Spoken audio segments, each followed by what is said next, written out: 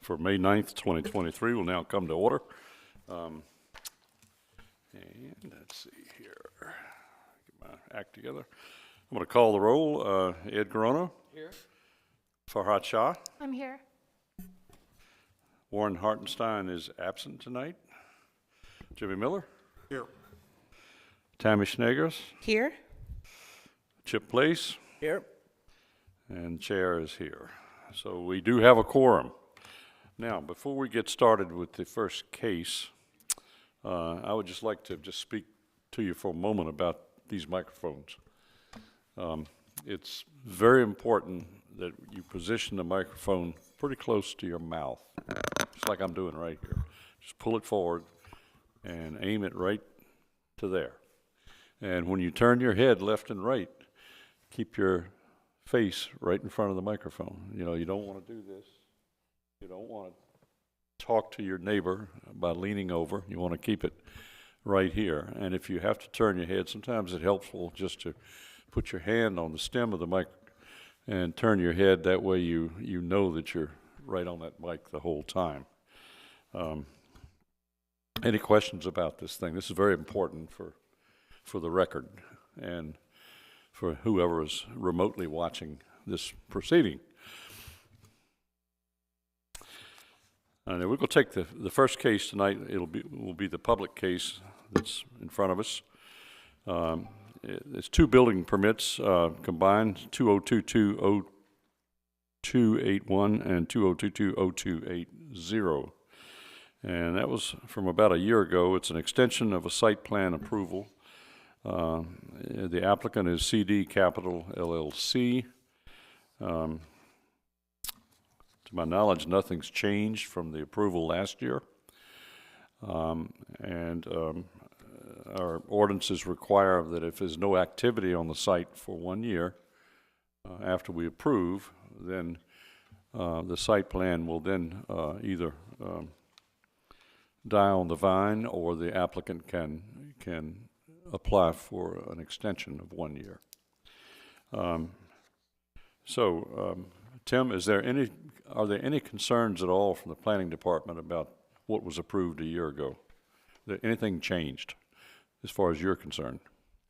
There have been no changes. I would say any concerns that the department may have would have been with what had been part of the subdivision approval, but that's already been, the final plat's already finished and that's been recorded. So that ship has sailed. As far as the site plan is concerned, nothing has changed. They're just delayed because they're waiting on state and federal permits for building on top of the wetlands that are there. So the only reason they're delayed with what they have is because they're just waiting on approvals. So there's no new city requirements or anything like that that would impact this? No. Okay. Is anyone present that would like to speak to this particular case? No? Commissioners, any comments? Yes. I have some comments, Mr. Chairman. Of course, I wasn't here when you all reviewed this a year ago, but I can't help notice but that this site is a heavily wooded, hardwood wetland forest. And just on a procedural basis, we discussed this with the application last month. There was a few things lacking with this application when it was provided last time. There were no architectural plans. There were no grading plans as required with 2-foot contours, which is important because this is very naturally, environmentally sensitive site, and grading is very important. And for that reason alone, the application really should not have been heard. And the applicant should really go back and resubmit the application with the required documentation. The other thing that's of concern to me, and it's very hard to wade through, very hard to understand, is the whole forest conservation ordinance and its applicability to this application and the state code as well, which I believe the city ordinance mirrors pretty much word for word. And it wasn't clear, and maybe you all could help illuminate whether the planning department's report, and the report precedes Tim's tenure just a bit, stated that there was a forest conservation plan and a landscape plan submitted to the department. And I wonder if that was actually submitted to the commission and reviewed by the commission as part of the application. And if it wasn't, I would suggest that those two elements themselves are also required as part of a site plan application and should have been submitted and should have been reviewed publicly. It's very important that all these matters and issues like environmental sensitive features are reviewed publicly. And one thing that has happened since you all approved the subdivision application and the site plan application, a month later, the applicant submitted a waiver under the Forest Conservation Code, and this is Chapter 81 of the code, for a waiver for removing 24 specimen trees. Now, under the Forest Conservation Code, specimen trees are a priority area for retention. And the applicant to get a waiver for preserving these trees had to make certain, had to justify itself under 5 or 6 different criteria. And basically the justifications that the applicant made were to the effect that, well, the tree's in the way of my parking lot. The trees are in the way of my driveway. The trees are in the way of the gas station I want to put in. And all these are not grounds for a waiver. Those are self-imposed hardships. And those shouldn't justify a waiver. Yet the planning department granted a waiver after review by the planning commission. And so none of that was really subject to public review. And I would submit that that waiver was important, and that should have been part of the site plan application. And it should have been reviewed publicly by this commission, and the public should have had an opportunity to see that. Because otherwise, nobody would really know, and the trees would be gone, and that would be the end of it. There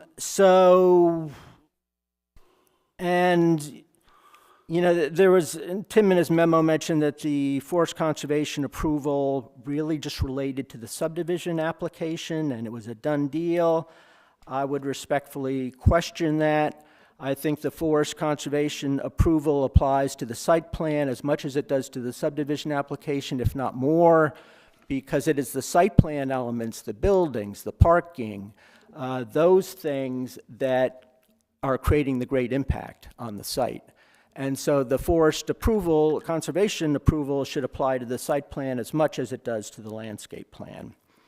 And similarly, there was a landscape plan that was provided, I don't know, I'm not sure when, but I think that also deserves a real scrutiny because the landscape plan basically provides for, I think it's 30-some trees, including street trees of 3 inches or less caliper, which would ostensibly make up for 24 trees of 30 inches or greater caliper that would be removed, plus the rest of the forest, and an intact wetland forest at that. And I'm not sure how that equates to a fair deal under either the landscape chapter or the forest conservation chapter. So I would submit to the commission that the application was incomplete based on its face, based on just simple lack of drawings. It was incomplete because really important information was not required under the conservation plan. So I would recommend that that the department find the application null and void, and that the applicant resubmit, not saying their application is dead, but they resubmit with the required information so it can be more publicly reviewed. Thank you. Yes. This was not a building plan for us to review. This was a subdivision. Close. This was a subdivision of property. There was no building construction plans approved on this. That's all this was. So we don't need to have any drawings of what it is. This is a site plan and a concept. That's all it is. Jim, there was a site plan, it was very specific, 166,000 square foot warehouse. That's what they're allowed to build there. They're allowed to, That's what the whole property out there is designated as a industrial zone. Right. And all those lots out there were scheduled to be built on at some point in time. well, Jim, there's also forest conservation ordinance in this town, and there's a landscape ordinance in this town. And just because everybody, you know, there's maybe, and including this property owner has a warehouse already on the lot that was subdivided. So this landowner had the enjoyment of that warehouse on that lot, but he also had, half of his property was really restricted environmentally with forested wetlands. And just because there's other warehouses out there doesn't mean you necessarily get to build a warehouse on wetlands and on, on sensitive forested area. That's why we have, if everybody could just do what this applicant is proposing, then the forest conservation ordinance would mean nothing. It would mean nothing. It means you can just go ahead, oh yeah, there's forested wetlands, well, I want to build a warehouse there, and the trees are in my way. The wetlands are in my way, so I get to do what I want. I don't think that's how it's supposed to work.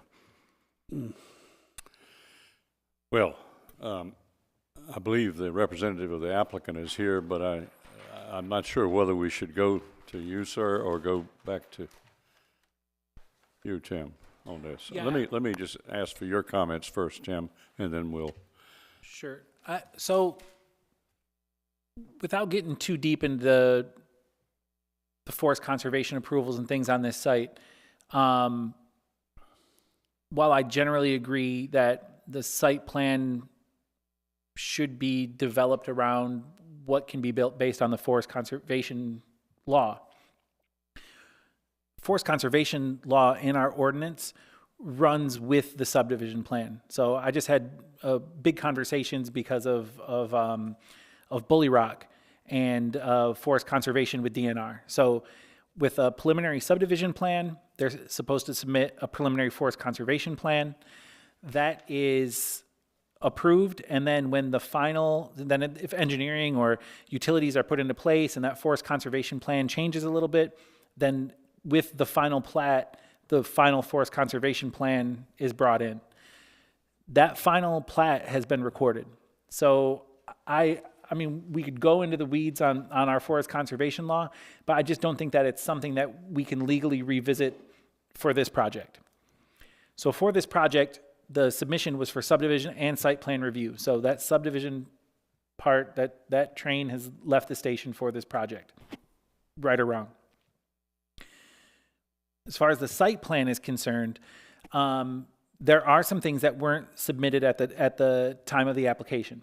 However, customarily what's happened is there's more technical documents that involve review by the planning department or review by the city engineer, such as grading, stormwater, all those sorts of things. Those things were generally placed as conditions on the site plan approval for that technical review to be done and for those to meet the criteria. So this group changes and they have different skill sets. Not that those things, I think Chip's correct in his reading of the law that those things should be submitted and they should be made available for public review. I don't think that's untrue, but what's happened customarily is those plans were submitted at some point in time after a site plan and concept were approved, and those more technical aspects were reviewed by city staff. I don't think you can change the rules of the game in the middle of a situation. This body approved of that plan with the way that they were doing things legally. It's okay for conditions to be placed on the site plan for staff to do that technical review. If this body would like to change that in the future, I think that makes complete sense. I think what Chip's saying makes complete sense. I just don't think it can happen in the middle of a process. From a practical standpoint, if we were to say this was null and void today, the site plan was null and void, they would literally just resubmit everything that they have, and what Tim Whitty has looked at. Maybe I don't think when I spoke to the people at Frederick Ward on the phone that they had architectural designs yet, but they would just literally resubmit everything they had, and this would get revoted on. So there's, because of what the chair was saying earlier, there hasn't been any changes submitted. There's nothing different than what was already approved. So I just think if this group wants to change how they handle site plans and what needs to be submitted in the future, I think it has to happen with future applications. Thank you. I might throw in a comment here. This planning commission and every planning commission that I've ever worked with, when I say everyone, I mean it's always changing as far as the people who are serving. None of us have ever been expected to have the technical skills to do a lot of this technical review. That's why we have a planning department that hopefully becomes more skilled as each year passes. The department we have today is far more sophisticated than ones we had, say, 10, 15, 20 years ago, and let's see, almost, well, pushing 30 years ago. And so when Shane Grimm did this letter from the department to the applicant following our planning commission meeting, it is just filled with technical requirements. And when we approve these plans, we don't bring the expertise. We're not capable of being able to analyze these plans to meet all the technical requirements, particularly in the environmental area. And so we must rely on the department to do that.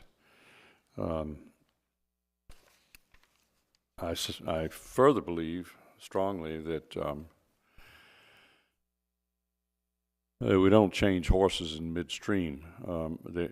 I can think of no reason, having gone back through this,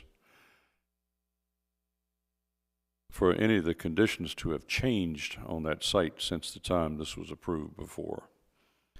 Now, it may very well be that that not all the documents were made available at the time that perhaps should have been made available. I also believe that the public wouldn't any more understand the technical aspects than we do. You know, we have to rely on professionals to do that. Having said that, I personally don't feel like that we can just suddenly start over with this plan. And I think that it could very well even invite a lawsuit against the city if we tried to do something like that. You know, with no other basis other than the fact that perhaps the proper documents weren't presented at the time a year ago or taken into consideration by this commission. Now, we can still stay open for comments from the commission, but I think there's someone here to speak to us about the project itself. If you'd like to come up to the podium and give us your name and address and your relationship to the project. Thank you, Mr. Chairman. My name is Torrey Pierce, address 5 South Main Street, Bel Air, Maryland, 21014.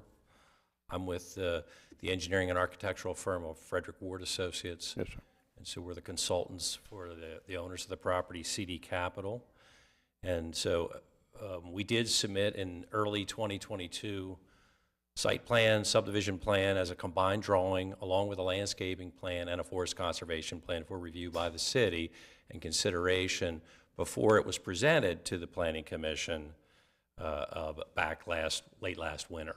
And so Shane Grimm did have an opportunity to review our forest conservation plan and our landscaping plan before it was presented to the commission here. And our forest conservation plan was approved by the city, is our understanding. The portion of the site that's developed currently was grandfathered from forest conservation regulations, so we had to apply the regulations to the undeveloped portion of the property, which we did, and submitted those plans to the city. So the plan was approved roughly a year ago. Site plans are good for 1 year. Preliminary subdivision plans are good for 1 year. You have to either pull a building permit for a site plan or record the subdivision plat for the subdivision to be vested. So we did move forward and record the final plat, working through the health department with some issues they had regarding some groundwater contamination that was pre-existing on the property prior to the current owners. That was addressed and those files were closed. They signed off on the plat and the subdivision plat was recorded, I believe, last June. Unfortunately, with today's regulations for erosion sediment control, stormwater management, it takes longer than a year a lot of times to get through the development review process. So we have to come back when you only have 1 year of validity to your site plan. You got to come back and ask for an extension. So our plans are being reviewed by Tim Whitty in the Department of Public Works right now for erosion sediment control and stormwater management. I understand there's review comments on the desk out in the lobby for us to pick up and address and resubmit for approval. So we're asking the commission this year to grant us an extension of our approval so we can move forward and obtain approval of the final design and move forward with the construction of the project here this fall. So. Thank you. Before you sit down, anybody, would you have a question for? I have some questions. Yes, sir. Mr. Pierce, thank you. Could you tell us where you are with your wetland permits? Where are you with the Army Corps? Where are you with the state of Maryland? So we submitted for our wetland permits before we submitted to the city to get our delineation approved by the Army Corps and the state, and it was.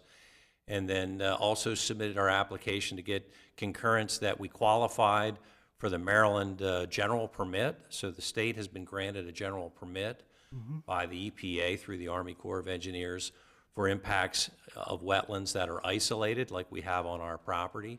And so we believe our site is in compliance and we intend to pursue those permits. However, they can't be issued until we have an approved erosion sediment control and stormwater management plan. So once we get those plans approved this summer, we intend to finalize and process the permit with the state and the Army Corps. So with the Army Corps, do you feel that you fall under a nationwide permit, or are you going for a full permit? It's called a general permit, but it is a nationwide permit. So Maryland has a general permit under that nationwide permit program, yes. Well, the Army Corps, though, they require, I think the nationwide permit is up to 1/2 acre.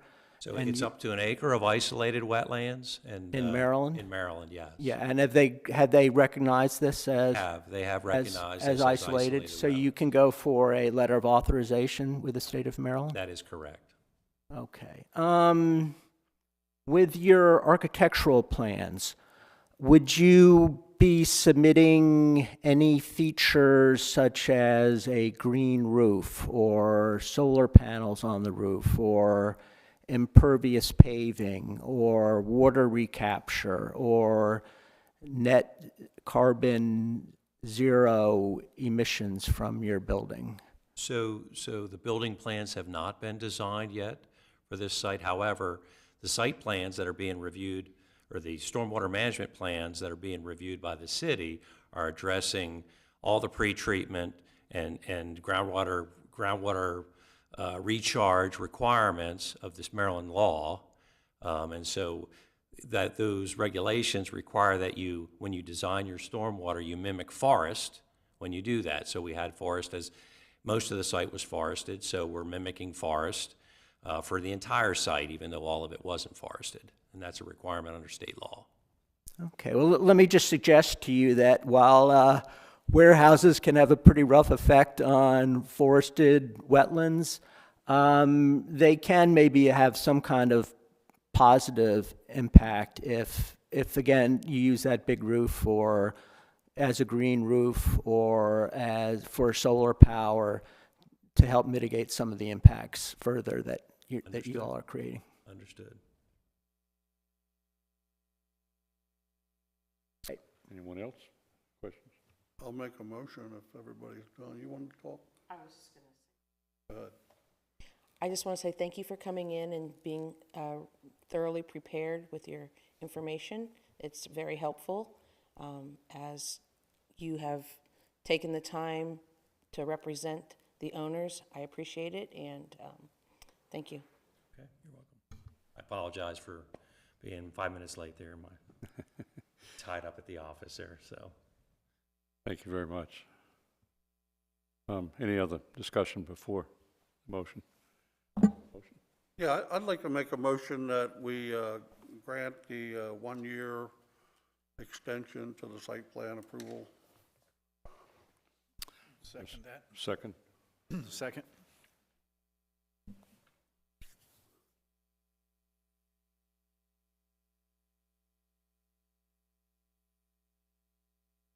Any discussion on the motion? I, for one, feel that if for no other reason, we should extend just to give them the proper amount of time they need to complete all this work. And I think the city of Havre de Grace probably should revisit its ordinance about this 1-year limit. I think we should think seriously today extending that to a 2-year limit before it has to come back. And the reason is because it's extremely hard in this commercial world to get everything done in 1 year, to even be able to proceed, as you heard in the testimony tonight. Yeah, I would agree. That was one thing that stuck out with me, is that the subdivision and site plan process can run concurrently, and that I believe the subdivision process actually has a 3-year approval, then with a couple 1-year approvals, but the site plan is just 1 year. So you can have the subdivision finished, and then you'd have to keep coming back for the site plan, but the subdivision is probably easier to record than it is to do all the site plan work. So I think it makes sense to link those things up. I'll get that together.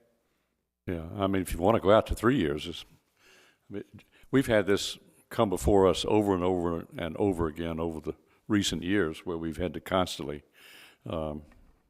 provide extensions, and we just went through the motions because, things were just can't move that fast in the real world with all the other requirements. Mm-hmm. Yeah. So we have a motion and a second. Any other discussion? Would all in favor raise your hand? Any opposed? Okay. So the one Do a voice vote since I don't know if we're on TV tonight or, I'd have to call the roll to make that effective. that's fine. All right. You're being recorded. On camera. Okay. Okay. So what is he saying? We should do a voice vote? I think we should always do Roll call vote. a roll call so it's recorded in the future. Okay. Chairman Ford votes aye. Mr. Garono? Aye. Mrs. Shaw? Aye. Mr. Miller? Yes. Councilman Snegas? Shenagus. Shenagus? Yes. And Mr. Place? No. All right. So the site plan and subdivision extension, or site plan extension, is approved by a vote of 5-1. Thank you very much.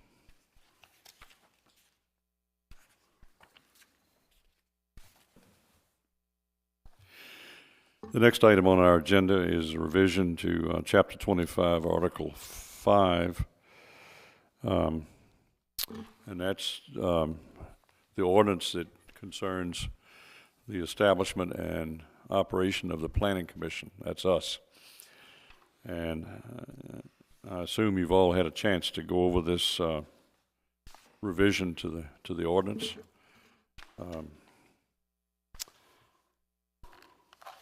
And we are being asked to comment on this.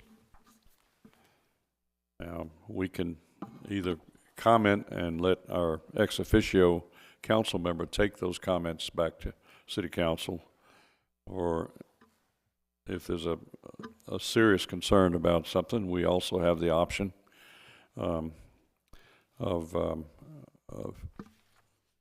taking a vote on a strong position, and that would go straight to the mayor and city council. So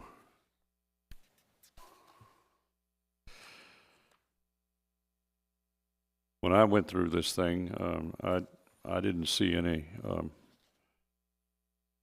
in here. It looked like it was just cleaning up the language is what it looked like to me.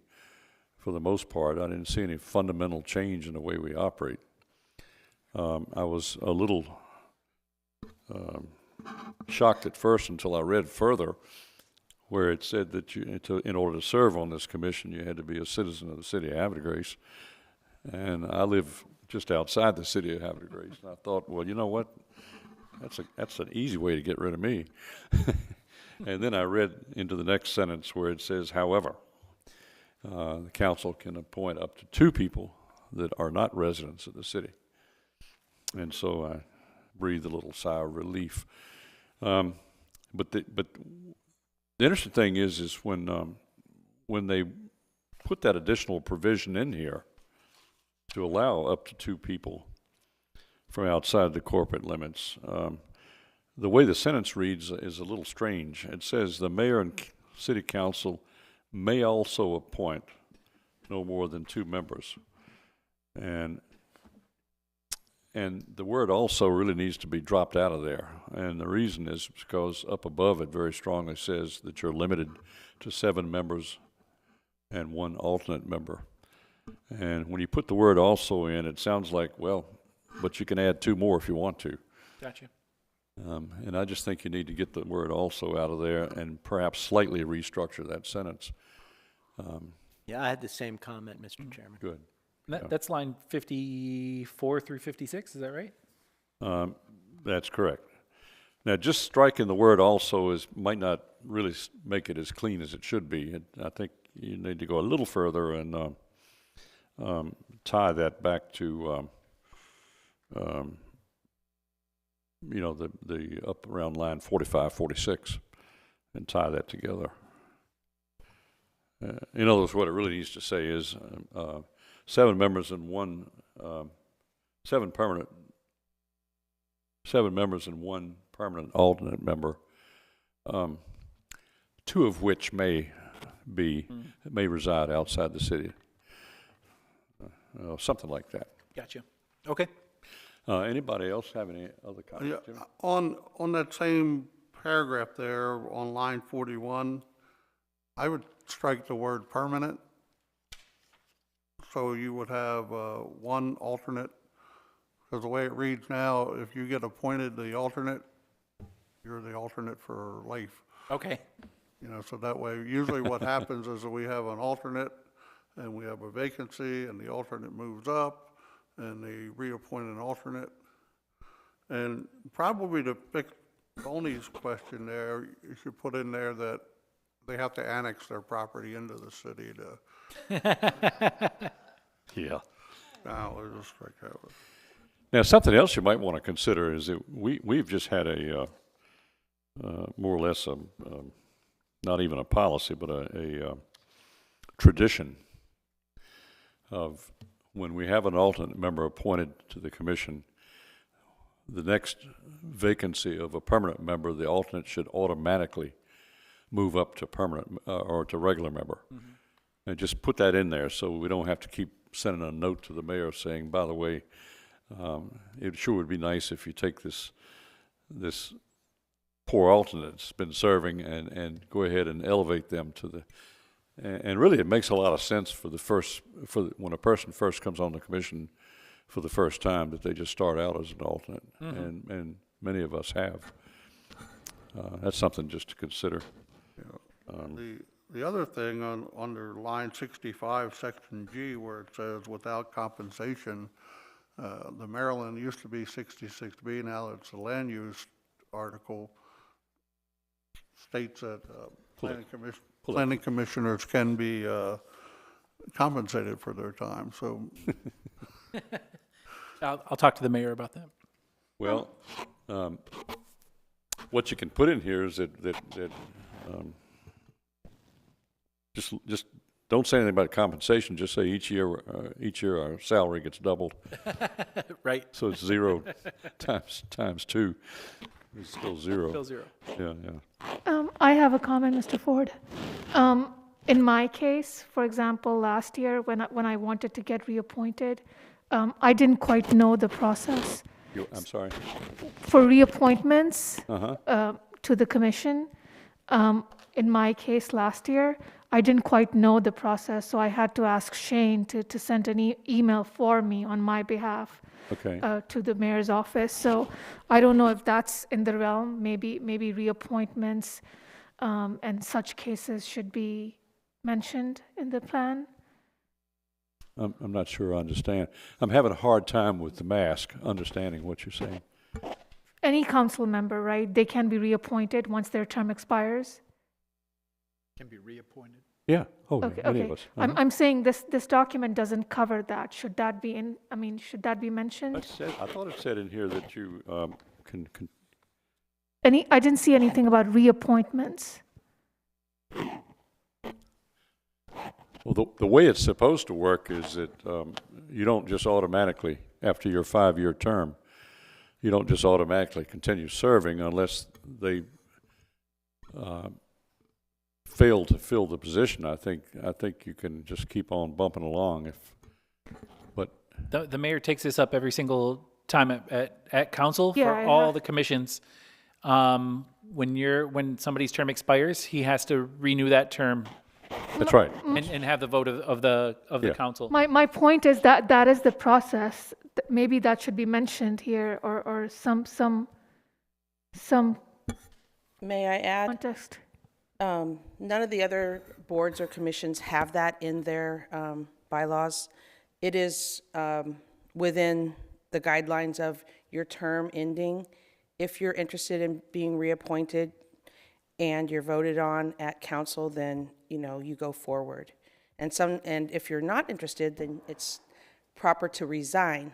So it's just a step that takes place. It is council chair, council president, not council, pardon me, commission chair, et cetera, and council liaison. It's their duty to help ensure that the members their term is coming up and to make sure that happens. So, No, I'm agreeing with everything you're saying. I'm saying what you just said, should that be mentioned here? Should that be captured here? well, what I'm saying is it's not mentioned in any of the other commissions or boards. If we put it in this one, we'd have to go back and do that for everyone. So I think that the practices that we have in place already is working. So I don't know what happened with when you said you didn't understand the reappointment process, and being new, it's great to reach out. It's great to understand. In fact, every commission has people, dropping out, they might have a 2-year term, a 5-year term, and it's an evolution. And the commissioners have to just be aware, as well as the administration, to make sure that we're keeping up to date with that. So The mayor's secretary keeps a log of every single yes, commissioner. and I just happen to have it. And with all these different commissions, including ours, and with the number of people serving on the commissions, that's a lot of people. And if you, in fact, you can go right to the website Yeah, and see when each one of our terms starts and ends. And what the mayor's secretary does is, one of her duties is to notify the mayor on a regular basis who's coming up next for reappointment. So it's a pretty automatic system, the way they got it set up. They're not going to let us just linger without some sort of action. They're going to either reappoint us or not reappoint us and appoint somebody else. The only duty that we have as commissioners on any commission is just to keep the mayor's office advised when we think our term is coming up as to whether or not we wish to continue to serve, and just let them know. And I'm sure that if we fail to do that, that we're going to get a phone call or an email from the mayor's office saying, do you wish to continue? You know, so it's, they keep very tight track of that because they have to, that becomes part of the council agenda, those reappointments. Is that, you have anything to add to that? That's true, and I just happen to have a list of everybody wants to take a peek at this. I'll pass it down. There are some updates in there that probably need to be done, but it gets updated quite frequently when there's a change of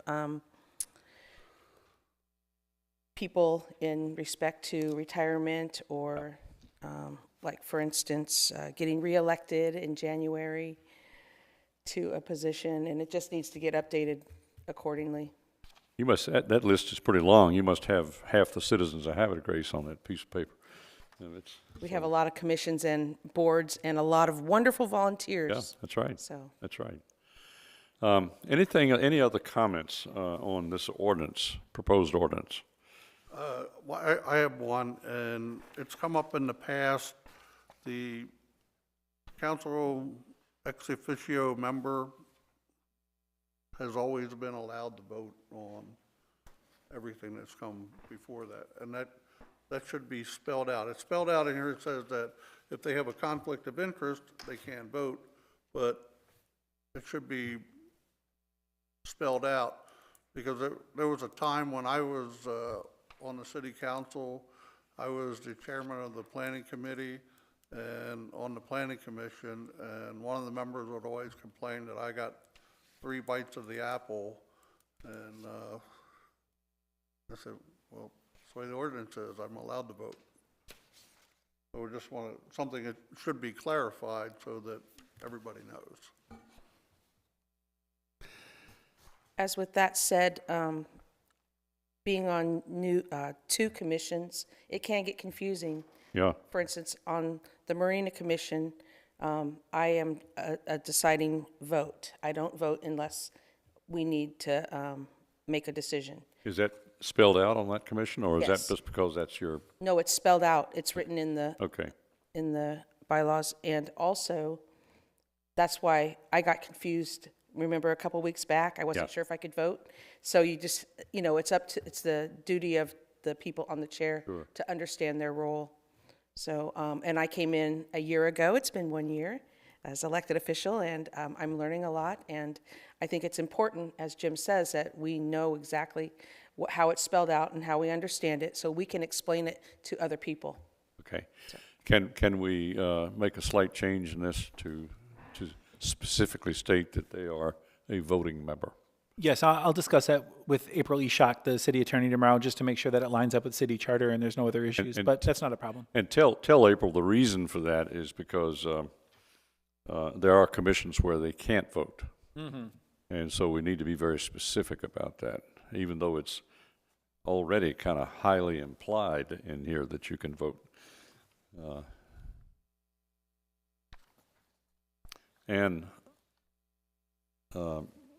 We only have 7 commission members on this commission. There are a lot of other commissions that are bigger. And so we need every one of those votes. Yep. Anything else?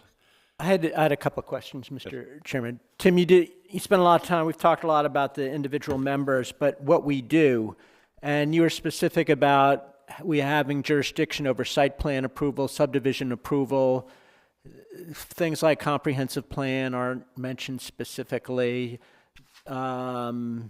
Recommendations on ordinances are not specified. Is that covered in some of the last 2 catch-all provisions, D and E? Matters upon which it is required to pass under provisions of city ordinance, or commission shall have all powers, functions, and duties as provided from time to time by the Maryland Land Use Code annotated. Line 96, the commission shall review all applications for amendments to the zoning text and map and report the commission findings and recommendations. Okay, I think is what you're going for. So that'd be anything under 205, chapter 205. okay. I missed that. Mm-hmm. I got one more. Okay. Yes, Jimmy. Tim, on line 100 on page 3, the city changed that so the planning commission doesn't get the, they don't get to review the request for variances anymore. Goes right to the Board of Appeals. Mm-hmm. And also in the Board of Appeals ordinance, it says they will act on the recommendation from the planning commission, and the planning commission doesn't meet on it, so there is no recommendation. So those are two changes that should be brought up, unless you want to change it back to where it's supposed to be, where the planning commission reviewed all that stuff first before it went to the Board of Appeals. I think Shane changed that section for the Board of Appeals. So basically, that section was changed before. So a lot of actually what you see here are changes that were made to the Board of Appeals that just line it up with the Planning Commission. So it just, some of these are actually just replacing Board of Appeals with the word Planning Commission. So it lines up with those changes Shane had made. For line 100 through 104 that you mentioned, those items in bold and in brackets are proposed to be deleted. So that'll be taken out of the code. I just want to reinforce what Jimmy was saying. For 25 years that I can remember, everything went to us first that had to go then to the Board of Appeals. And what we were doing was we were looking at it from a planning perspective and a comprehensive plan perspective, and from much more of a technical perspective. And then we took a vote on what we were going to recommend to the Board of Appeals. And then I would always, as chair, I would go straight to the Board of Appeals meeting, and they would call on me, and I would present the position of the Planning Commission on what we were recommending to the Board of Appeals and give them the reasons why we were recommending it. And when about halfway through Shane's term, he and I talked about it, and he felt very strongly that it ought to be the other way around, that it ought to go to them first, and then if necessary, it would come back to us to approve the site plan. But then if we didn't like the site plan, if we didn't like what they did, we would turn right around and vote against it, and it'd have to go right back to the Board of Appeals. And that didn't make sense to me. And I just felt like that the public was better served if they came through here first, because oftentimes we were in support of the appeal because it made sense. And I would say that, and other times we were in support of the appeal if they would apply one or two conditions to it. Mm-hmm. And so we came up with the conditions, and when I went to present, I would explain to the Board of Appeals why we think it's important to set those two conditions on the appeal, whether it's a conditional use or a variance. And so they were it was very helpful to their process to have that information. And it had already been through this body of commissioners. And for some reason, Shane felt like it ought to be the other way around. And as wonderful as an experience as I had working with Shane all the time he was here, that's the only thing I really disagreed strongly with him about. And I think I don't know how the rest of the commission feels, but I would hardly recommend that it be reversed back to the previous way. I'll check with the city attorney again. I think there's a legality issue here. Board of Appeals is a quasi-judicial hearing where they make findings of fact, and any recommendation from some other board would almost be a friend of the court type brief. But I think that takes away from their quasi-judicial function. I think there's a serious legal issue with their independence if that occurs. And I had that conversation with April Eshok before, and I'll have it again. As far as the order goes, it doesn't make a difference to me. I think there's serious potential legal issues having something that's under the purview of one board that does quasi judicial hearings being heard first and getting recommendations from another board that doesn't have those duties under their purview. If you check the land use article, where it used to be 66B, the only thing that changed in there was the name. It was still spread out that the Planning Commission had the authority to review and recommend, and that's what they were supposed to do. When the city changed the ordinance, when Shane was here, I said that was wrong, and I would ask for another attorney's opinion, someone that's familiar with the land use article. I would further submit that I agree that the Board of Appeals is quasi judiciary, and they're there to come up with a fair determination and an unbiased determination. But being unbiased is one thing, but being willing to listen to recommendations doesn't bias them.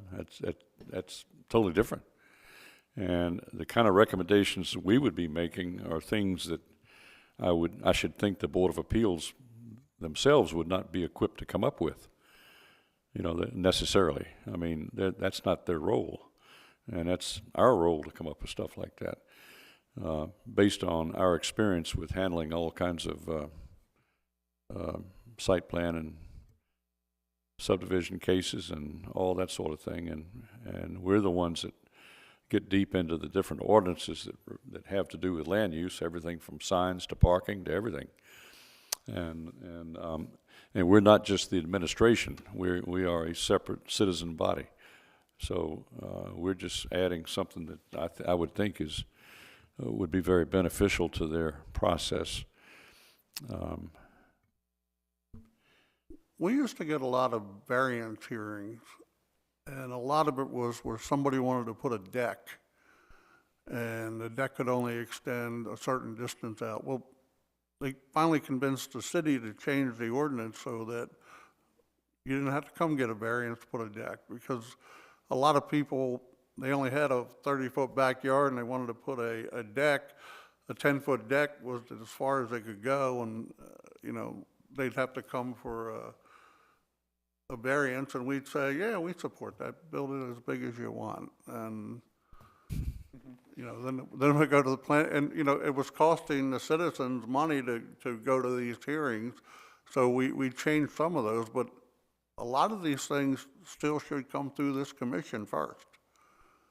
Okay. We used to, for 30 years, we heard all the conditional use cases, and we decided those cases. It was not a variance, but a conditional use. And if the applicant was unhappy with our decision, they immediately appealed it. But we heard the conditional use cases, and we set the conditions, and then that went away, and then all of a sudden now they've made the second switch, which really changed a lot of our duties and responsibilities. Anything else on this ordinance? No, I'm good. I would just like to add that there is a reason for the changes, and I know under Shane Grimm's commission as director, he probably put in some changes to help the process go forward quicker. I think with going through the commission and then, taking all the steps and bringing it to council, I think it takes a lot of time to get things happening, because a lot of things started moving forward under Shane's guidance. And then I've been with the council in respect to watching, coming to the council meetings and seeing the ordinance passes and the changes, and watching from the council meetings, seeing things voted on as well. So I think we have, within the council, we have a planning committee where things can be discussed, and I think us as a body, we too can discuss things, but I don't think there's enough time in the day for all of us as a planning commission to get together. We get together once a month as it is. If we were to review these cases that came up, we may have to get together a lot more often. And so there's bound to be a reason, and I'm just asking Tim if you could look into that to see when that took place and the reason behind it. Okay. Thank you. You're welcome. Anyone else on this ordinance? The next one we were asked to look at is revisions to conditional uses in RO and residential office district, and I must have missed something. Yeah, there's, I couldn't find that. so, Put the very back on so this was, the last 2 pages. yeah, so this was added to the agenda. So basically, there's a few changes. There were 2 changes to Chapter 205, and this was tossed in. So actually, on page 3 of the changes to 205, it's just lines 80 through 86 that are being requested for your review. Do you have those or no? Oh, there it is, right. Yeah, it's really slipped in there. So just a little quick background. We have 2 potential requests for new businesses on Union Avenue. In the RO district, it was originally created to sort of coexist with the hospital and have medical offices and that sort of thing. Obviously, with the hospital downsizing and eventually going away, the fabric of the RO has changed. Unfortunately, or fortunately, we're in the middle of the comprehensive plan, and we really shouldn't be doing any wholesale changes to the RO district until we're done with that comprehensive plan process. However, I didn't want to stifle any potential business, especially any in these 3 categories. So the idea here was to allow those uses as conditional uses in the RO, so they would still get another layer of review by the Board of Appeals, and then any changes in uses to those buildings from a non-residential to another non-residential use would still come back for site plan review in front of all of you.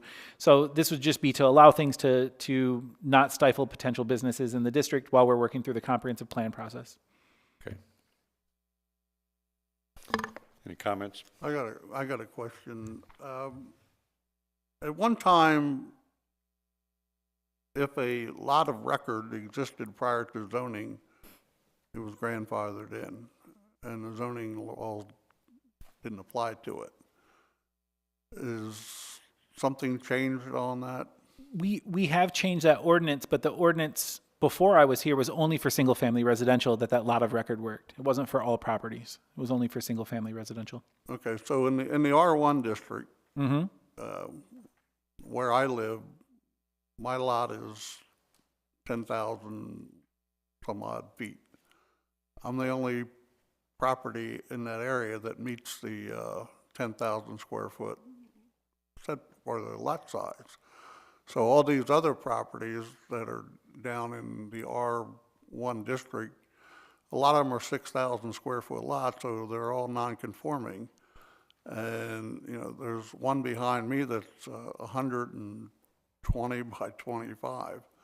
And it used to be you could build lot line to lot line. And now the person that has the vacant lot says, well, I can't build here because my lot's only 25 feet wide and I have to have a 10-foot side yard setback on both sides. And so that gives them a 5-foot wide house. And that's what they were told before. And I don't know if I sent it to you. I had a list of all the square footages of all the R1 properties. And there's a couple that are like 600 square feet. 9,700 square feet or 640 square feet. That, and it would, you need this? I'm just looking up so, It was like the other day, we did the Old Ordinary property and the properties along Congress Avenue, we didn't do it, the Board of Appeals took that one up to make the lots bigger. Well, those lots should have all been grandfathered in as single-family lots. the issue wasn't that they couldn't build something on there. The model of house that they wanted to build wouldn't fit. I mean, that was an issue of the type of house that they had designed, that group of people specifically are doing. They've been doing it's Trademark Homes and Bob Ward Homes. They have a specific type of house that is really working out for them in Bully Rock, and it's also worked as an infill lots in the city. So they're trying to continue that sort of model of home because that sells for them. So that wasn't done in order for them to. Technically, they could have built something, but it doesn't fit their model, and they were able to work out an agreement with the other property owner on 100 St. John Allen Fair and make something that worked out for everybody. But that was just a personal decision. To your point, under 205-3, single-family detached dwellings on lots less than 5,000 square feet or less than 10,000 square feet in the R1 zoning district, which have been or may be constructed on lots created by virtue of deeds of subdivision plats recorded before the land records of Harford County prior to March 15, 1992 shall be exempt from the single-family residential lot specifications. So all those places you mentioned that are less than 10,000 square feet that are non-conforming, as long as they're single-family detached dwellings, they meet the lot of record ordinance. Does that count in RO and RB also, since that takes up? Residential zoning districts in R2 residential, RO office, and RB that are less than 5,000 lot coverage shall not exceed 60% of the total area. Setbacks cannot be less than required to meet the city's adopted building code standards for fire safety and other safety standards. Okay, so they have to meet the fire code. Not our setbacks, but the fire setbacks. And I think that's 3 feet from the property line, if done properly. Okay, because I'm all for infill developments, and We all are, for sure. Mm-hmm. I know in the past, people were turned down because they didn't meet the requirements. And, you know, when I built my house, I had to fight City Hall to build my house. Yeah. And, yeah, I'm not sure. I can't speak too much of the past, but I know that those were changed with the focus on making sure that it was flexible enough for infill development. Okay. So basically, the only thing we're changing on this 205-13 is the definition of what a front yard is and what a street to size. Yeah, there's 3 parts. So one was the first one we mentioned about residential office, to just make some small changes and by conditional use, so we get another layer of review without stifling business. For 205-3 with the continuing uses and approvals, what had happened here was we had a funeral home in the city that we're still trying to work with that was looking to expand. And number 4, which is lines 52 through 54, those were being misinterpreted by staff for some time. So it says non-conforming uses to other non-conforming uses and modifications of non-conforming structures to other non-conforming structures shall be permitted with Board of Appeals approval. This sort of gets rid of the whole reason that we have non-conforming uses if you can just continue to expand on them infinitely, or non-conforming structures. So we already had number 5, A and B, which are lines 56 through 63, which allows a 25% expansion. So it's still flexible enough to again, not stifle business or expansion of somebody's house or some other structure by a small amount. But the whole point when zoning was put in was that there would be non-conforming uses or structures in some situations, but eventually when redevelopment occurred, that those things would conform to the code. And number 4, lines 52 through 54 wasn't being interpreted that way by staff. I'll pause there before we get into the lot line definitions and the fence discussion we had last month, just because I think there'll be a little bit more discussion about that, and I don't want to, I guess, convolute the discussion, kind of be all over the place on that.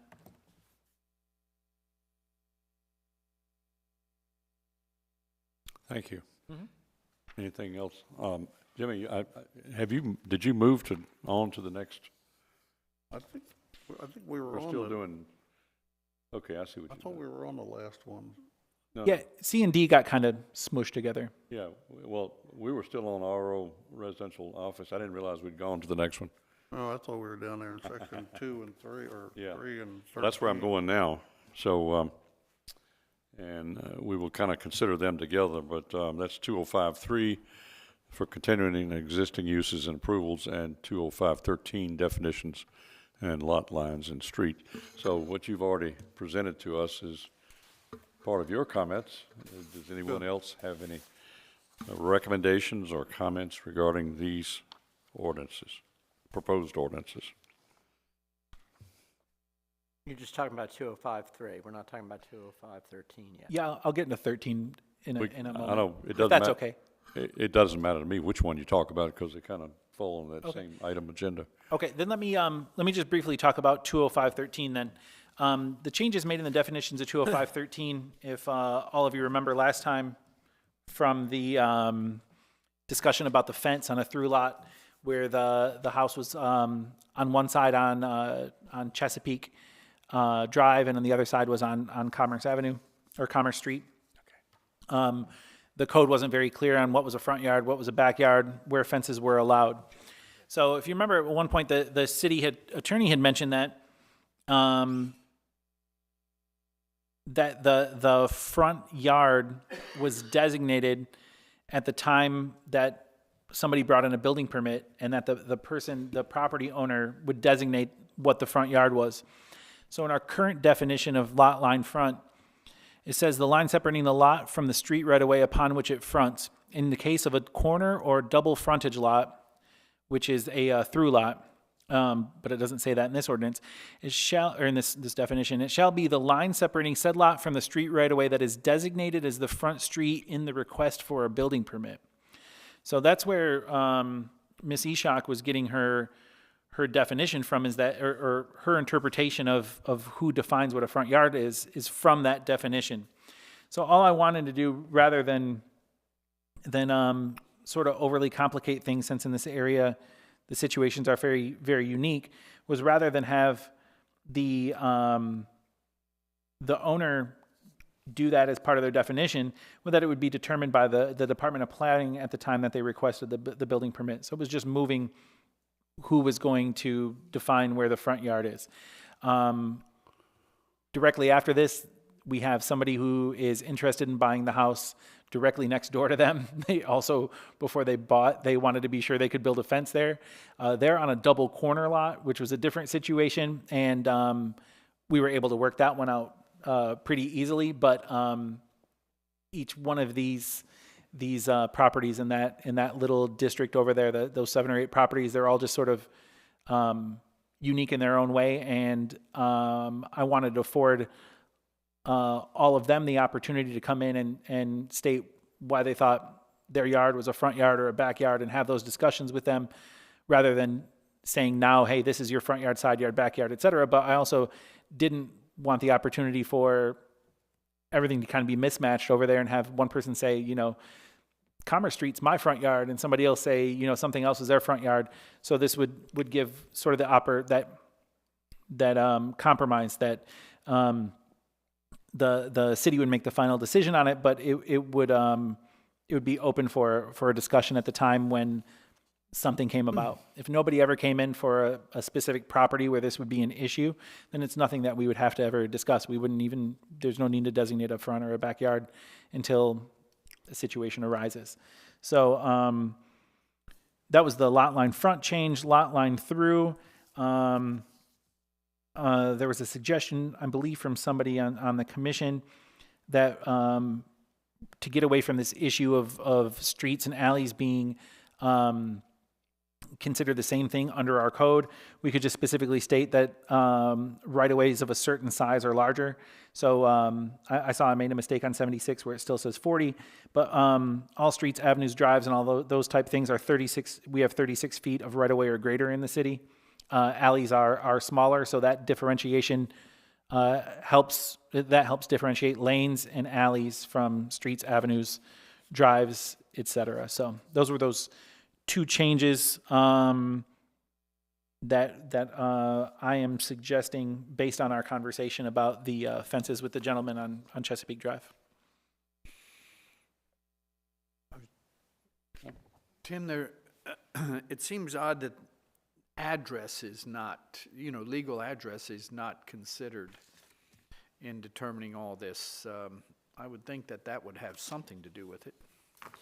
Yeah, I mean, I don't disagree with you. Like logic says that, but the person on the other side of the double corner lot, so you have the double corner lot that came in for a fence request the other day. You have the through lot that was discussed here. Next to that house, that person considers their address side their backyard. And so where you have that hedge of trees and all those sort of things you can't see in, they actually enter their house through the commerce side, and they say that that's their front yard. That's just the way that they've done things. But their address forever. is different. Their address is on Chesapeake. Okay. It's just it's one funny situation over there that is, it's just an interesting, funny little part of the town being as old as it is, and those bigger properties over there and how everything connects. Little history on that ordinance definitions. That was written for new developments, not existing. So when we were getting Grace Harbor and Bully Rock and things, it was to put a regulation where they could put a fence up, because you didn't want people to have a fence in their front yard. And some people wanted a fence in their front yard so they'd let their dog out, but that was what that was geared to. And that's why we need to do this, have an R1 and A and R1B, so you separate everything on the other side of Route 40, so they have a regulation, and down here, because when the new properties came in up on the hill, we made sure that they were all whatever size they required. When they put zoning in down here, they just, back in the 60s and 70s, there were a whole bunch of little neighborhood grocery stores. So that's why you had residential business sections, because you could go, every block had their own little tiny grocery store, and some of them had good candy stores attached to them. And, so that was to get everybody to accept this zoning in 1982. Zoning, for the first time, was very painful for Havre Grace. There was a huge block of citizens that wanted to continue without zoning. And they just felt like it, no matter what the city did, however they described it, however they applied it, that somehow a bunch of people would come out on the short end of the stick as a result of that. And so a lot of the language you see in our ordinance is a result of trying to make everybody happy and get some form of zoning approved. Would you agree, Jimmy? Is that the way it was? Chip, you had a question. Yes, Mr. Chairman. My suggestion to Tim, I think he's picked up on some of this, is that it's not that great an area that we're talking about. And so we should just be very site-specific and identify I think we talked through the last time where you have alleys, it's obvious that the alley's the back and the main street's the front. So just cover that, just be very specific that way. And then on Chesapeake, it's, there's only so many lots. So and if you have to write out the specific street and even the addresses or do it as a map, just identify what's the front and what's the back. People shouldn't have to go get submit a building permit application to find out what their front yard or rear yard is. They should know by just looking at the code. So this is a case where I think you can just be very site-specific and not try to verbalize it in text. Just use a map or use something else to really clarify what's front and what's back. So are you suggesting just a written policy that already applies to those properties I'm suggesting by the address? opposite. I'm suggesting you draw a map and say along this street, this Okay. is the front yard, this is the backyard. So that would be an overlay zone. I don't think you'd. I mean, it's nothing wrong with that. I mean, No, that I don't might think be the it's. I solution. don't think you have to even complicate it that much. I think with alleys, you can be very specific. Mm-hmm. You can find a way to phrase that. Anything that's designated as lane or whatever is a backyard, and it's very obvious in the field. And then the others, you just look at it in the field and you make a determination. And like we had with the Chesapeake Bay, everybody seemed to agree, so it was not that big an issue. You don't have to go through a big legislative process so much as just identify it in the field and let everybody know. Yeah, I think that's an easy fix if everyone agrees on that. So line 72 says at the time of request for a building permit, I can just delete that. So it would say, in the case of a corner or through lot, it shall be the line separating said lot from the street right away as determined by the Department of Planning to be the front yard. And then once that's passed, the Department of Planning will just go out and make that map that you're suggesting. Okay. Now, That way we're not waiting for building permit, just as the planning department will would do it it. would and it then be we'll do more fair to the public if you made a determination ahead of time on all of those properties, and then just had it as a matter of policy? Yeah, we could And bring that as a public that way hearing. they could come and see way ahead of time, way before they're planning on putting an addition on or building a fence. Mm-hmm. That they could come in here and see what the department's already determined. Yeah, I think that's my point. Yeah. Yeah, We it's a can, good idea. we can bring that back to the planning commission once we See, make that a way it's determination. not arbitrary and capricious or any of those kind of things. It's sort of, it doesn't matter who the citizen is. This has already been decided, and then if they have a serious problem with that determination, they go straight to the Board of Appeals, which would be their right to appeal it. Chairman? Yes. I'd like to add that there are some alleys that do have the front door in the alley. We don't have alleys in Howard. Pardon me, lanes. Lanes. Excuse me, too. I still call them alleys. So these lanes are particularly in the downtown area. For instance, Hoppers, which is not too far. There are definitely front doors with addresses, and that is where the residents, enter their home, and that's the address that the house is listed as. But they So, don't go all the way through. They're not through lots to the other street. but yes, they are. They go through to, let's say, for instance, you have Hoppers Lane and you have Juniata. There's a couple. Well, if a house is facing the lane and looks like it's facing the lane, and its back is out on the main street where everybody else's front is, then it's very unfair for them to go to what they think is their backyard and build a fence that's right in line with everybody else's front yard. And so I think that if somebody decides to live on a lane and turn their house in that direction, they still should adhere to the rules of everybody else up and down the block. In other words, they can put a fence in their front yard, but they cannot put a fence in their backyard, if that makes sense. I just think that some of these pieces of land are tiny lots. Yeah. And they don't have much room for adding anything. But if, it could be a conditional use for a front yard so that they can have some privacy or security. Well, most of the houses I've seen on the lane, in fact, I've designed 2 or 3 of them over the years for clients. They don't reach all the way through. Their front is on the lane, and their backyard backs up to a property that faces the main drag, you know, and somebody just decided to cut off a section of their property, and so that's the way those houses are arranged. I'm thinking of a couple down on Strawberry Lane, you know, places like that. You know, there were many reasons why people decided to put a house on the lane. That's one of the reasons, and one of my clients, there was a big, huge garage back there, and they decided to convert that garage into a house. And that's what they did. Shouldn't be.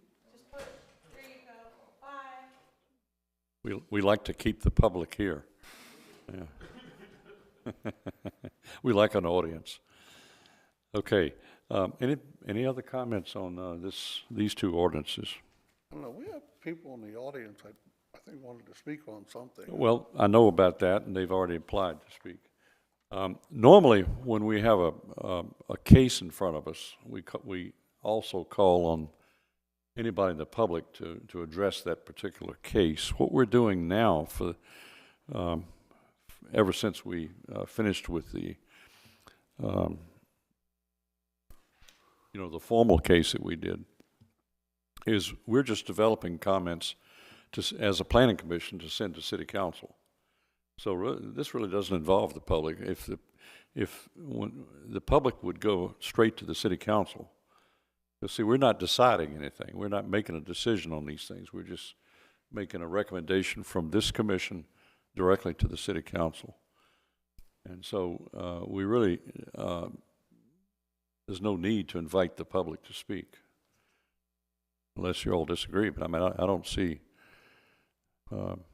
this is where we've been asked to provide comment. I'm open for however you want to handle it. I don't necessarily disagree with you. I'm open to however you want to handle it. Mr. Chairman? Yeah. My understanding is that it's for the public's observation, Right. and that people that speak have been invited according to the case that we're discussing. So I think that in the situation of the folks that, I don't know if they wanted to speak tonight or not. No, or if these they're here folks back observing. here, I know what they want to speak, and they've made a formal application to speak, and I'm going to go to them. Okay, And is it has it, nothing to do with this. is it for the planning commission? Is it for, I guess we'll find out. But They should speak or go home. I'm going to come to that, but yeah, are you suggesting that what we should do is, as we're being asked to do what we're doing right now, that we should bring the public into that discussion? no, what I'm suggesting is that discussions should happen at council meetings, because unless it's something where we have the audience speaking about it, just because the folks have been sitting here a good long time, and you know, I don't know if it pertains to planning. I don't know what the application is about. Well, I was just, I'm fully aware of it, and I got it under control, but if you want me to go to that right now, Yeah. I can. But I'm just curious. I wanted to get this done first. Okay, I understand that. Yeah. I'm just curious because I know we've had people speak in the past because it was the topic of discussion, and but we also have times where folks come to the public here or the city council meetings to discuss things. So I'm just not sure if we want to always open it up for public discussion every time, or if it's just should be for observation. Okay. Well, the observation thing has to do with our workshop. And that's, you know, the public strictly comes to observe either electronically or in person. And we are holding a workshop, which we're going to come to after this. We have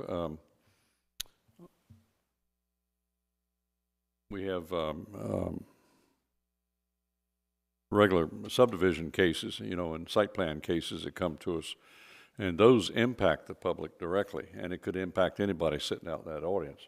And those are cases that we have to take a vote on, all right? Yeah, I just- Those I always have to call on the public. Sure. I just wanted to clarify because Yeah. I wasn't sure as to in what order this was happening, if it was, a situation that, Right. it's not on the agenda, that's why I wasn't aware of Yeah. it happening, and Well, I I'm think, not saying I don't want to hear our citizens speak. I just, well, see, yeah, I see what you're saying. In other words, what you're saying is that, should we just take anything off the street, any subject off the street and during our meeting? Is that what you're saying? no, I just wanted to clarify the purpose of the public speaking, and Okay. I wasn't aware of it, that's why it's not on the agenda, and I don't know what it's pertaining to. Okay, So well, Ed Can I- has something to say. Can I say something? yeah, My concern is I think these folks are waiting to talk to us. I do. And if we're not going to have that part of the meeting, then we should let them go home, because, I was planning on calling on them to speak to us. okay, good. And I have a formal request to speak, my hand right here, which was handed to me at the beginning of the meeting. And they would wish to speak on a topic that does pertain to the Planning Commission. And it has nothing to do with what's on this agenda. So, and that would just fall under additional new business. All right, so should we make a motion and approve the second part of this? or- That's what well, we're not here to approve it, we're just here to ask, are there any more comments, any more suggestions or recommendations? No, I'm good, I think. Because we're not here to vote on these proposed ordinances, we're here to, Yeah, let's just finish up on the ordinances, and then we can talk about folks speaking. that's what I'm trying to Yeah, do. I know. I agree.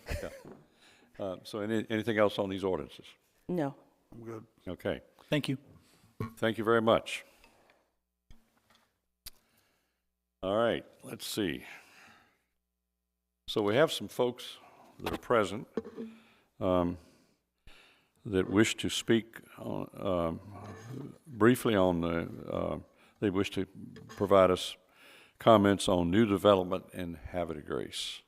And if whichever one of you wishes to come up and speak, if you would come up and introduce yourself and give us your address and just speak kind of closely to the mic right there. Thanks. Hello, my name is LaTanya Wise. I live at 1636 Vista Bay Court, and that's in Havre de Grace, Maryland. I understand that there is a new development coming behind my house. I don't know what that development is called. It's Scion Hill, 140 units. Scion Hill? Scion Hill. Okay. Okay. Since we live under the farm, so we have a hill that's going to separate our houses from Scion Hill that's going to be developed. So my questions are, with the start of the construction, I understand it's going to be in the next 30 days. Are they going to actually put up some type of screening to protect our houses when they start the actual construction? I'm going to have to turn to Tim. Yeah, so they should, and if not, then you would contact us. We'd make sure that happens right away. So as part of the project, they have to have the sediment and erosion control plans approved. Okay. So they usually put up that black, like net fencing all the way around so stuff doesn't run down to you. In Bully Rock in the past, they've had problems there, and we've had residents in adjacent properties said that they had, water running off from where they were doing construction onto their property. As soon as we got that call, we went out to the people at Bully Rock, and they put up the fencing and fixed everything immediately. So I can't say that it'll go without a hitch, but they are supposed to have fences and make sure that all runoff from their property is going to be maintained on their property from the point that they put a shovel in the ground until the houses are built and all the time afterwards. Okay. That's my first one. And the second question is, with the actual construction happening, how is it going to impact the existing homes as far as electrical, internet? Because I still work from home. In my neighborhood, there are a lot of other people who still work from home. So is it going to cause any glitches, or, is it? Yeah, I don't know. I mean, because none of those are city stuff. It's all public utilities.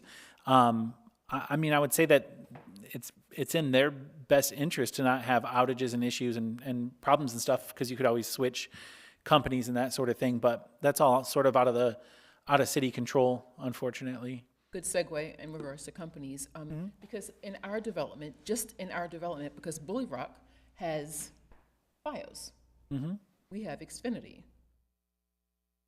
Why is there a differential?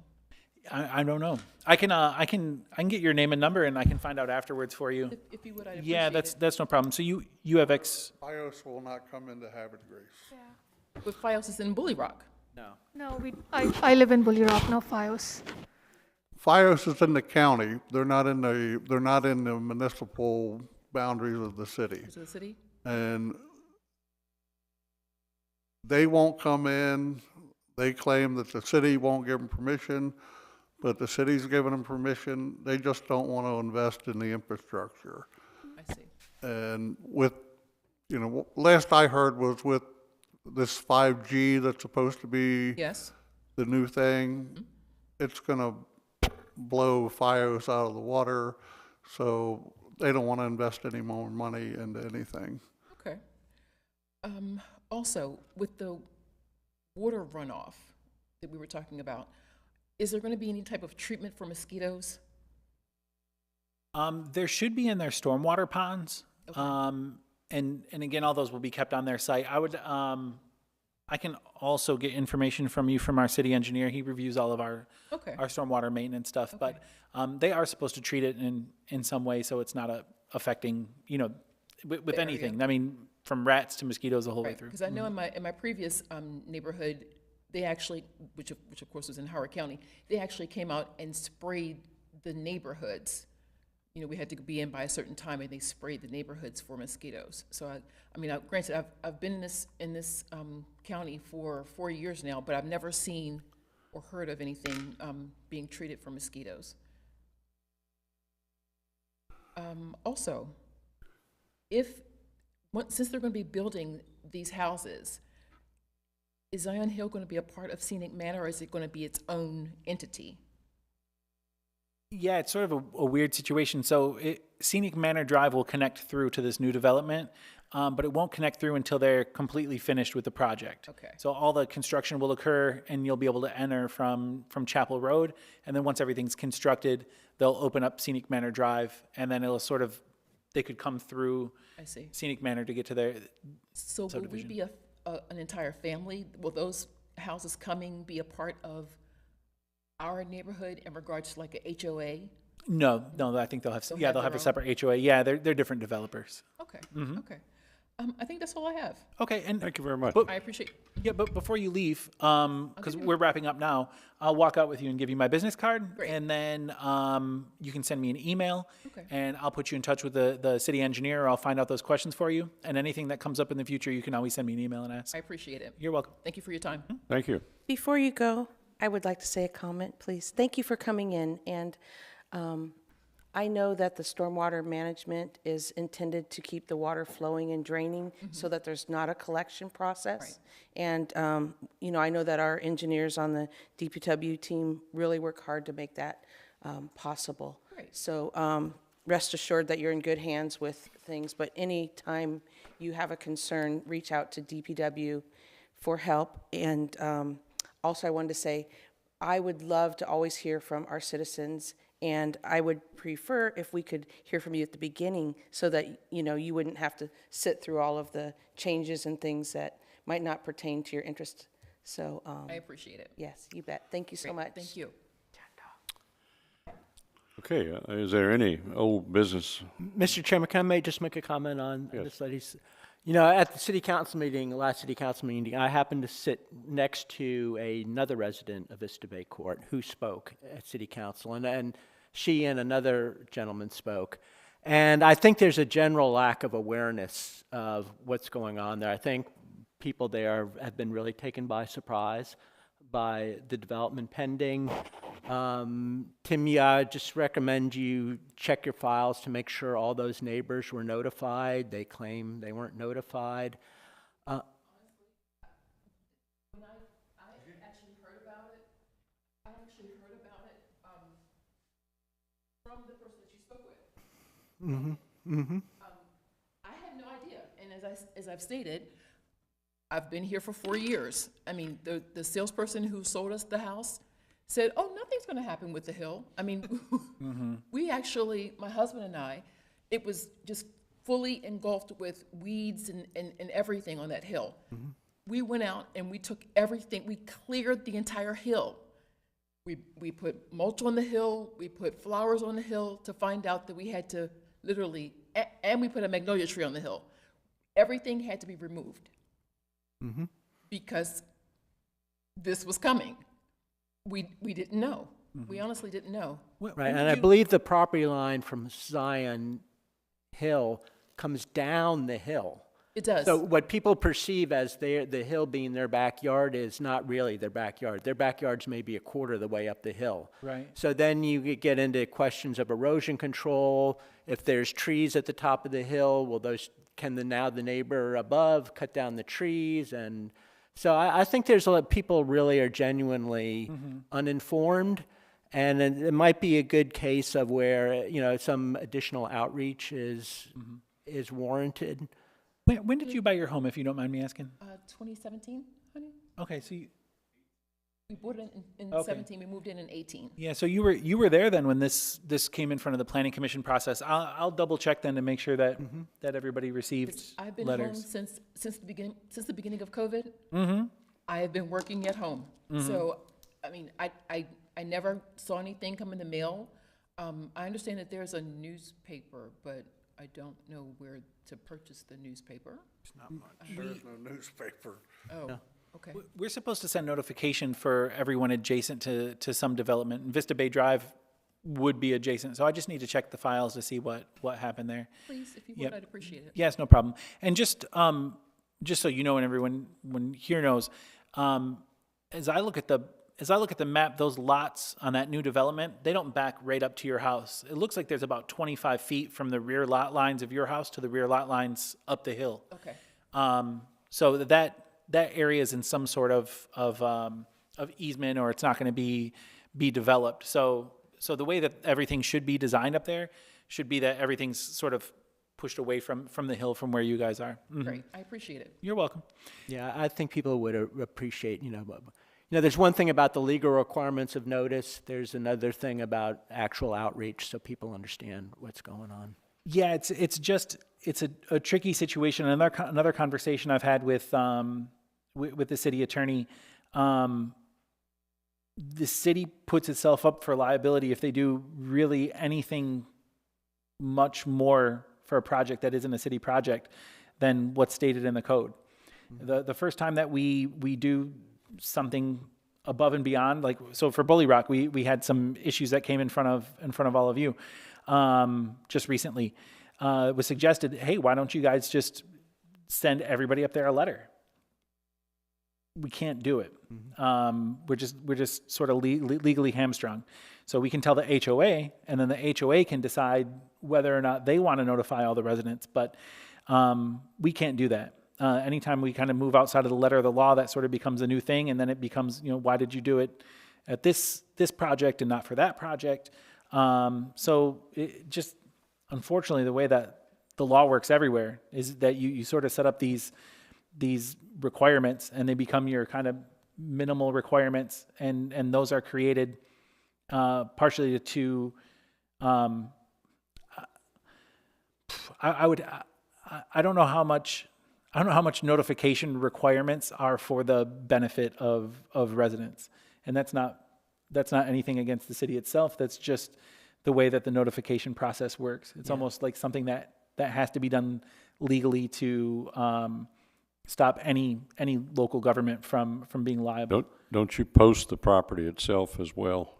We post the property. For larger properties, they would be posted in some certain amount of distance. We'd put a certain number of signs up there, and all the adjacent properties should have received a notification that it was coming in front of the planning commission.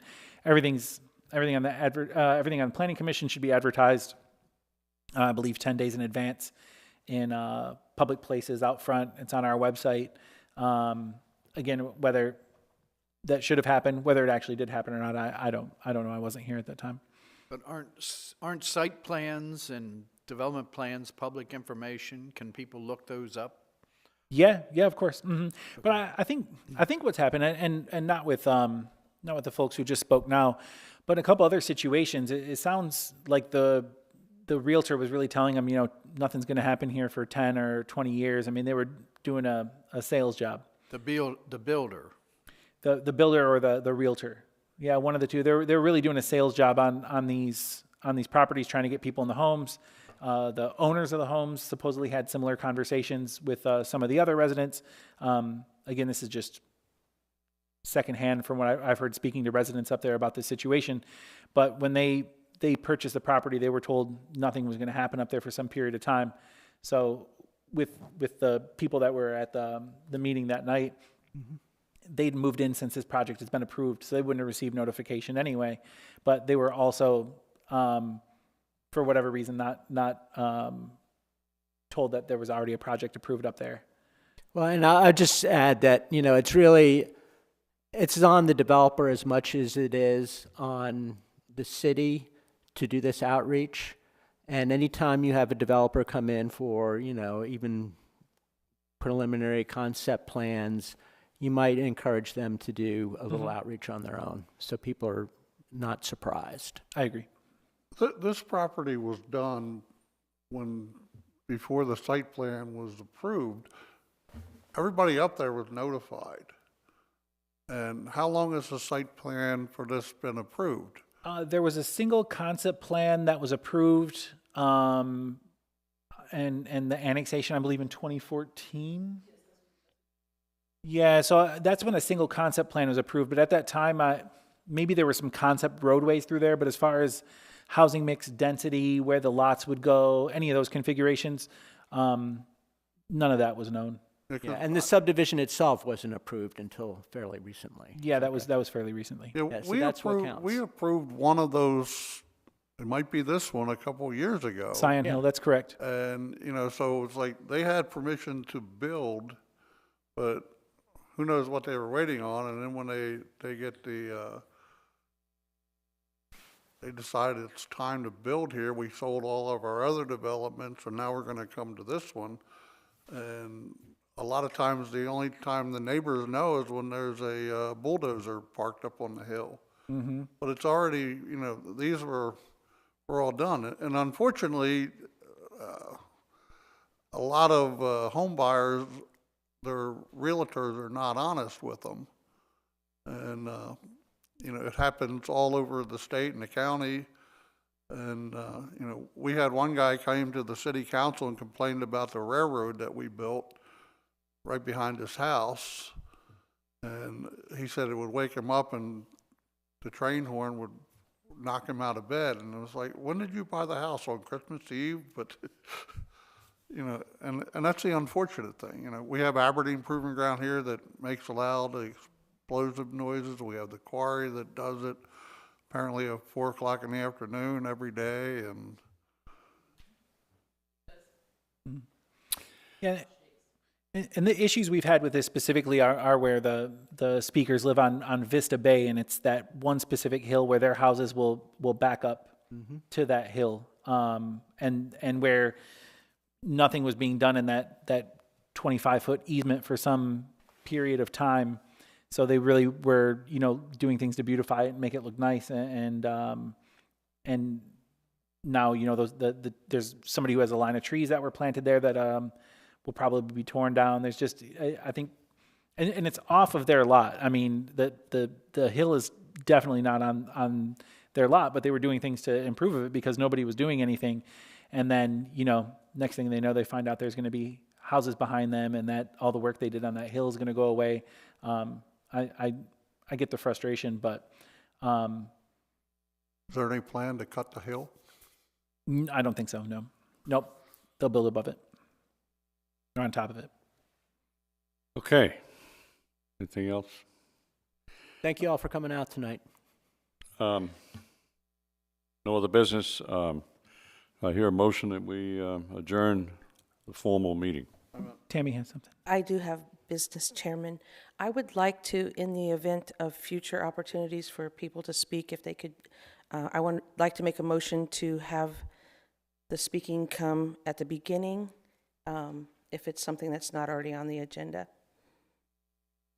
Right after roll call? We don't need to do an agenda item. I can just make sure that, as a customary process, that Eric, who's handling our agendas, he'll just have public comment as number 2 on the agenda from now on. I don't think we need to move to do that. I think we can just. That's why I said, yeah, we don't need to move to do it. We can just, I'll just make sure it happens. All righty, great. So you're going to have him put. That's our guy right there.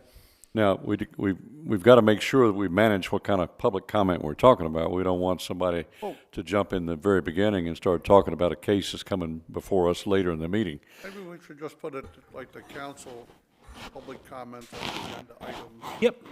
That's what we're talking about. I suggest priority, as to the topics. Okay. Sounds good. All right. I have one final thing. I don't know if anybody knew, but it's Jim Miller's last night on Planning Commission. I was going to tell them that. I didn't know you were going to. Go ahead.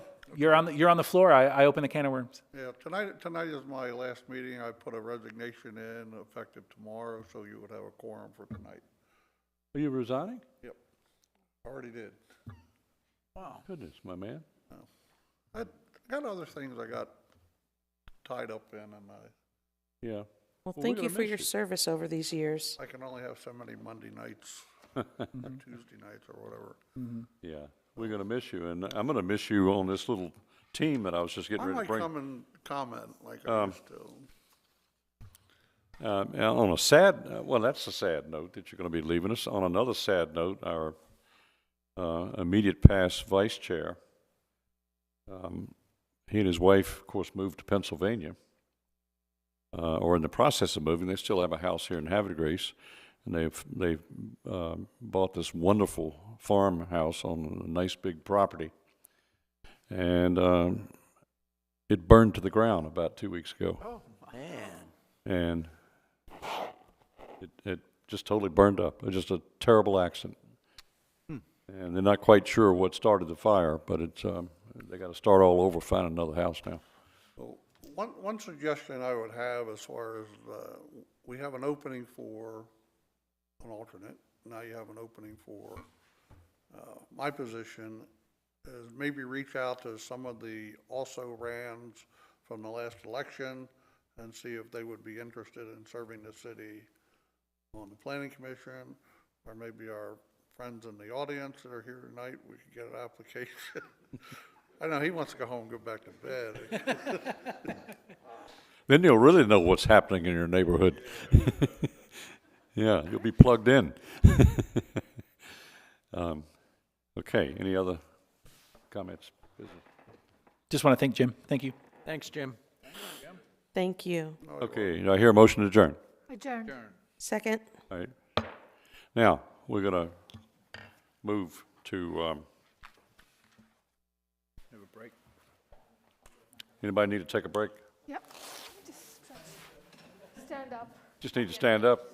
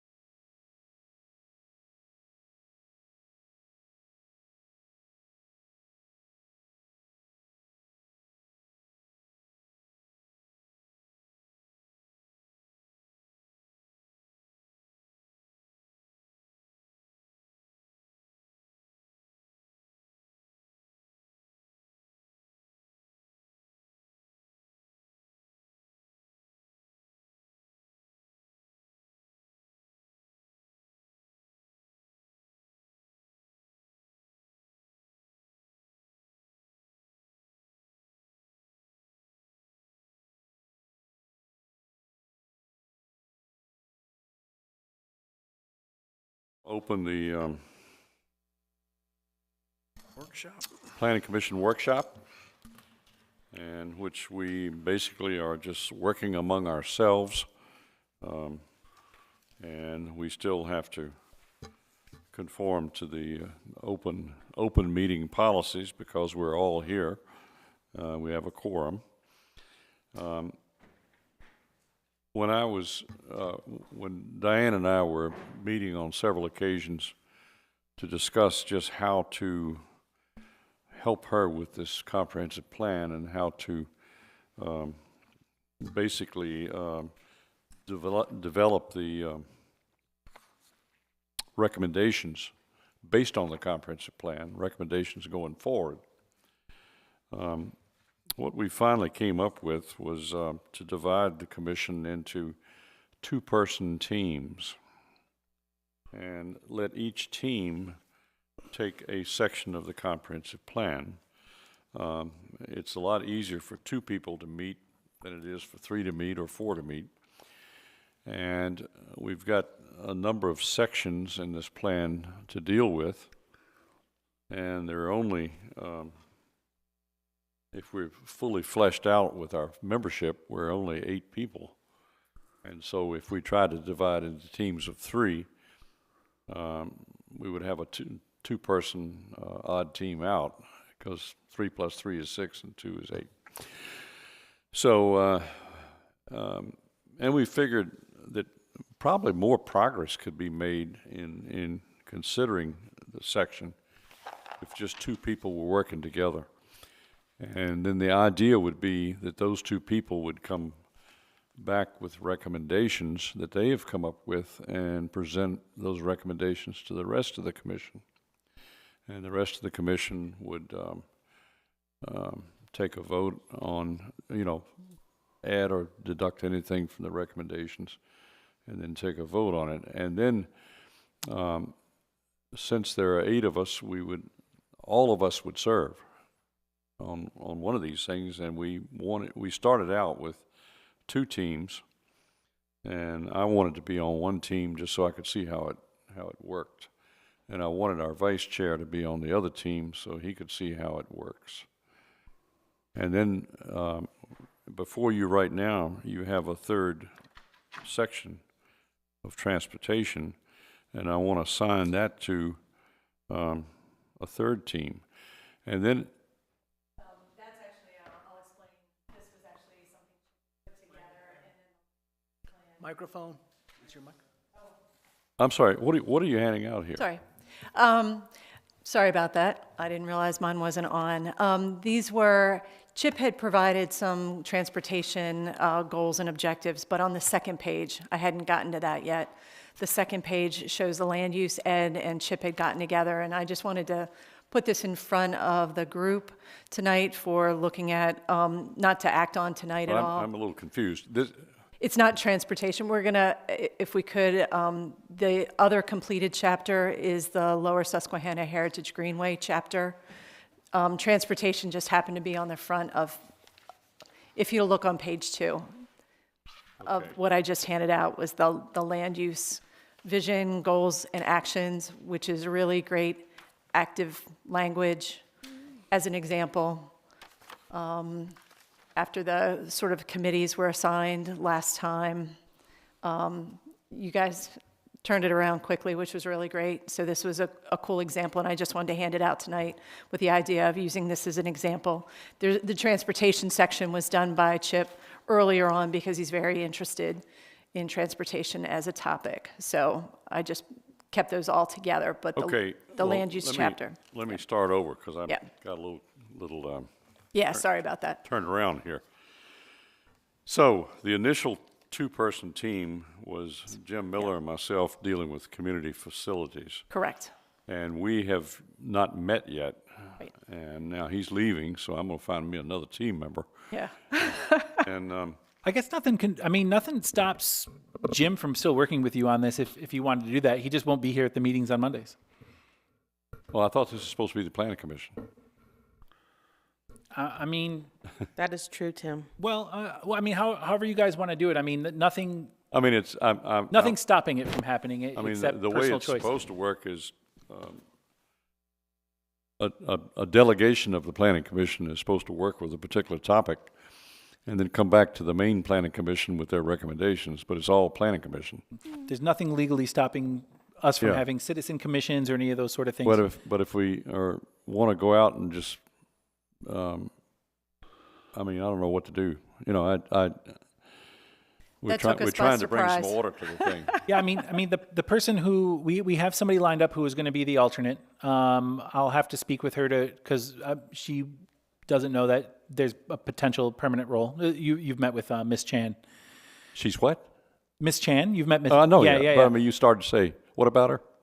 Well, she was going to get sworn in as an alternate, but now that there's a permanent opening, then the opportunity would be for her to Okay, take Jim's she's already spot. been sworn in? No, she will be soon. Okay. Yeah. I'd understood that she had not been sworn in. She's not been sworn in, you're right. Correct. Yeah, but when she is sworn in, Mm-hmm. then someone will have to work with her. But she's sort of new to the thing, so to the process. So there's nothing stopping you working with whoever, but Jim, if he wants to continue working through the comprehensive plan process. It was just a suggestion, but you can do whatever you like. Okay. Mm-hmm. So anyway, let's go back. Let me start over here. So a two-person team is dealing with community facilities. A two-person team is also dealing with land use, a whole city plan, and they have made great headway so far. And I believe what you're saying is the product that they came up with is what you just handed out. Right, I just put that out there for everybody to see as far And as, this transportation thing on the front of it, ignore that for now. It's We'll come what? back, we'll come back It's to not part of trans. that. It is not part of that. Okay. Correct. so that's separate? Yep. All right. Okay. And then the next one that you would like for us to work on is relationship to the Lower Susquehanna Greenway. Correct. That is a chapter that has come Okay, before and you. you are recommending Tammy and Farhat to work on that one. If they're amenable to doing so, that would be So great. the next question I have is, would you all like to tackle that one? Actually, I had a suggestion. If Jim is, I don't know if Jim is going to help you, if I can join you on that land use. Can I join? You would like to work with me on land use? Yes. That's fine. Okay. Community facilities, yeah. No, Community facilities. And Tammy, we'll get you next round if that's all right. I'm willing to work with the sustainable community.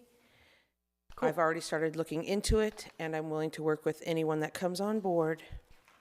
Super. Yeah, Thank you. so And Mr. Ford, the only reason is because I want to learn from you. All right, let's see if we can. Okay. It's all right. We're all family here, so. no, I meant I didn't put it on record. That was so sweet. You're right. So for Hart, we are doing community facilities. And as soon as this meeting's over, I'll get with you and we'll set a couple dates.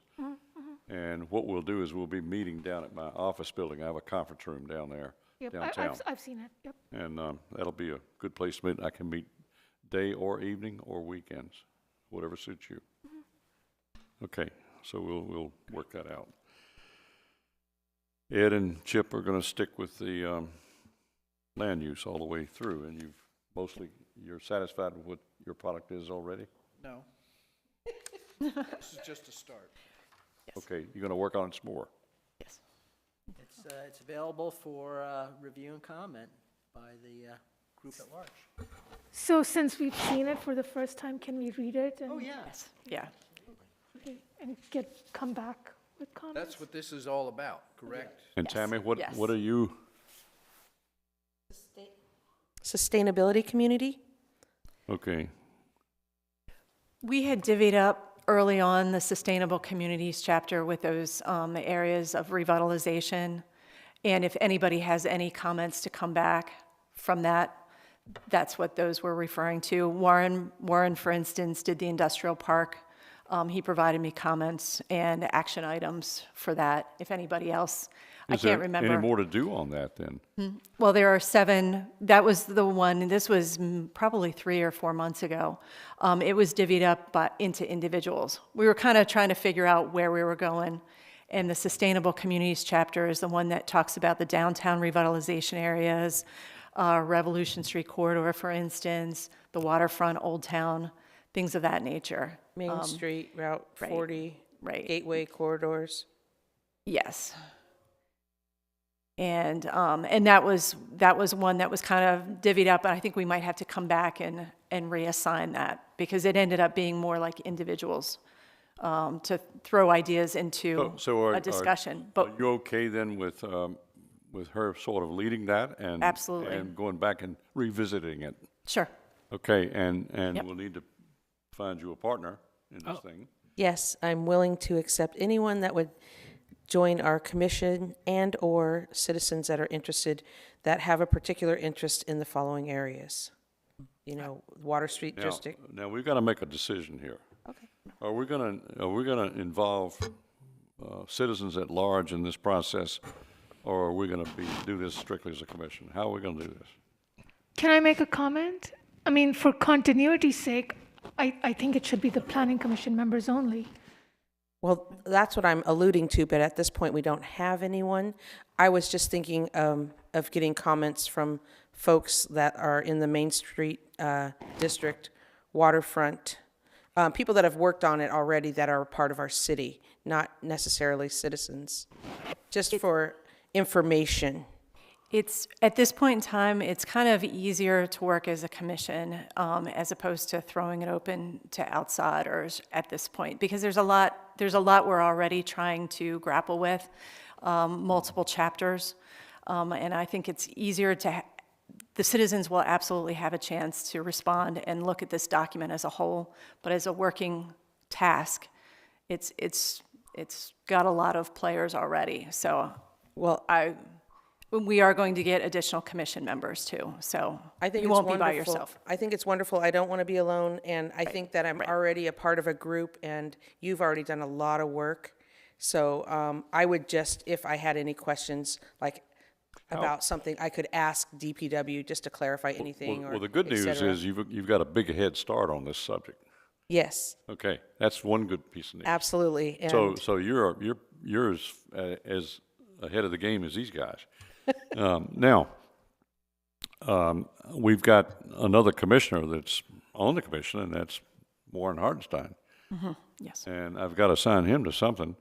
And we also have a new commissioner coming on board pretty quickly. Can you project about when that appointment will be made? I think they moved it to the first meeting in June, since next meeting they're swearing in new council members, and then they have to vote for council president and all that fun stuff. So you don't think it'll happen at that meeting, or you do think it'll happen? First meeting in June, first Monday in June. Okay, so, the agenda's already been decided for May 15th. okay. But nothing's preventing Ms. Chan, from starting to work with people until she's sworn in. Nothing legally is stopping her from. Yeah, I just I think for time's sake, if inevitably she's going to be working with people, and she's ready to start doing stuff now, yeah. I don't know that there's any reason to hold up the process if she's going to be part of it anyway. Diane, how many chapters are there? There are 13 in total. There are 4 that are completed, plus the preamble, and we're at 6 months. So there are 7 commission members, Well, there will be 8. or 8, whatever. Yeah. So that's, we can double up, right? Well, you mean take on 2 topics at once, or you mean? Eventually, we would do 2 each. Oh, yeah. Yeah, And I would like to see us take on different partners too. I mean, we don't have to stay the same 2 people on each team. No, mix it up. We can mix it up. And I think that's very healthy for our process to mix it up. So regardless whether we mix it or not, it's going to still to address 13 topics with 4 teams. That's at least 3 rounds. And if you take out the preamble could just be looked at by all of us. Yeah, that's already But we're done. really talking about 12 topics, right? Yes, 13 chapters, not including the preamble. Oh, 13 Yeah. not included, okay. Yep. But you want to keep us focused on One at a time, yes. these, And don't you have at least one 6? chapter that we wouldn't be providing any kind of product for? Any kind of vision to the future? I'm sorry. Is there not one of those chapters in there that really doesn't make sense for us to look into the crystal ball for No, that chapter? I think all of them will have some sort of goals and action items associated with it. I mean, I hadn't, like mineral resources or something like that. no, that doesn't exist because we don't have it. It doesn't, yeah. But I think, trying to, and this is truly, we're trying to figure it out as we go along. This is a great start, and try to see how this works and then get through this round. I will Okay. continue to be bringing presentations after this meeting about additional subjects, and then we will be wrapping in your action items as well as reviewing new material. So we're trying to figure it out with a lot of moving parts. Okay, Tammy, would it be okay if I assign Warren to you? Yes, that would be great. Thank you. And then what we'll do is, that way we can all get our work done quickly, and then we can reform into different teams and jump in the next round. By then, we'll have our 2 new people aboard. That's a great plan. All right? And Warren's already worked on the industrial section of sustainable communities. Correct. So you got a little head start there. And there might be some overlap in some of the other things you see that could apply to sustainable communities too. So Yep. you get to edit some of that at the end of the day. And I'm happy to meet with you guys as well, so we can discuss that. There are some action items that were put down, and it's more of a fleshing it out. So we've got some room to move. It'll be great. Great news for me. My availability will be greater during the summer. My time at school ends June 14th, so I'll have a little bit of flexible time to meet with Warren or Diane. Yep, And thank he's you. retired, so he can meet with you most anytime. Great. Yeah. I just only had a quick suggestion. I don't know how other teams would do it, but maybe when you and I meet, we set some sort of a milestone for Diane's sake, right? Like we'll get back to suggestions by a certain date. So our product is deemed somewhat complete and, Okay. you know what I'm saying? So we'll, okay. Good, thank you for the conversation. That's all we need to do right now, right? Yep. Okay. Yep. I think it's time for us to adjourn this work session. Unless anybody else has anything to add? I'll just, as you all look through the land use part, one thing that's in there that you'll see, it's really trying to focus on, because there's not that many real development parcels left in town. So it's really trying to look at a site-specific, form-based solution for those, and being very proactive about it. So identify what the city would like to see happen on those properties in a very site-specific way, and considering issues like traffic and environmental resources and all those things, and come up with a plan for those sites. It's something that I think the city's already doing to some extent on the hospital site. They've commissioned a study of the hospital site for potential rezoning. So I think that could apply to, for instance, the hospital property that on 155 and Bully Rock Parkway. It could apply to the former worker housing site that's vacant near the industrial development. And so some of those other sites that are key development sites, being very specific about what we'd like. It could happen on the Route 40 corridor too, for that matter. Thank you. Anything else? Chip, you worked on land use With Ed. as well? Oh, with Ed. Okay, great. Thank you. I just want to write that down. Thank you. Okay, Sid? I got one question. Why is the hospital property not brought to the planning commission? It will be. Yeah, so we hired a consultant, and that would be a zoning change to Chapter 205. And then after the zoning changes, site plan, subdivision, all those approvals will again come back through Planning Commission. The kickoff meeting for that is Thursday with the consultant. They have several stakeholder meetings that they'll go through, and this is obviously one group that will be part of that process. Planning commission should have been brought in at the beginning of this. It hasn't started yet, so it's as beginning as you're going to get right now. You sent us an email that said, oh, don't pass this around because, and it was already, someone was meeting on it. And that should have been, the number sitting up here should have been the committee that was not other people. It wasn't my decision, but there was the idea that they would make a citizen committee that would look at some of the issues that were related to the site. So the hospital has a contract developer who came in with a concept plan. That was just their plan of what they could do with their site. I wouldn't even call it a concept plan. It was a massing study.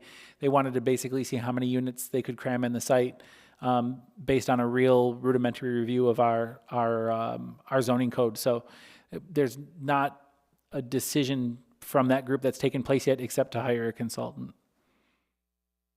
Well, this should have been brought through this group because if they want to do rezoning, this is the group that should be involved in that from the beginning.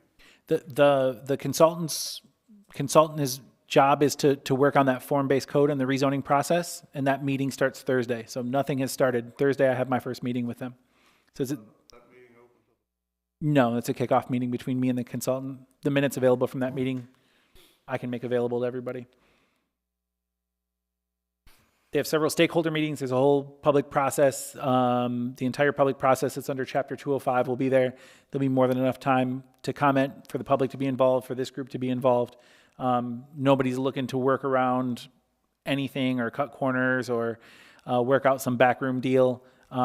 This is a real genuine process to bring in professionals to see what makes sense for the city in that area. What was presented to the city and the residents from the from Cushman Wakefield, the real estate group, they have basically went back on that. They said that was a long time ago, that they shouldn't have provided those renderings, that those were just concepts, that, people got too excited about them, but that was never the original plan, that the economy has changed, that the things that they presented in those drawings don't make sense anymore under the current economic conditions. So sort of where the city was at their negotiation with the hospital and their real estate person is all the way back at square one, because all those things they presented don't mean anything now. So that was the reason to hire a consultant and start everything from the beginning. So nothing has started yet. Anybody else? Okay, have a good evening. Work session is adjourned.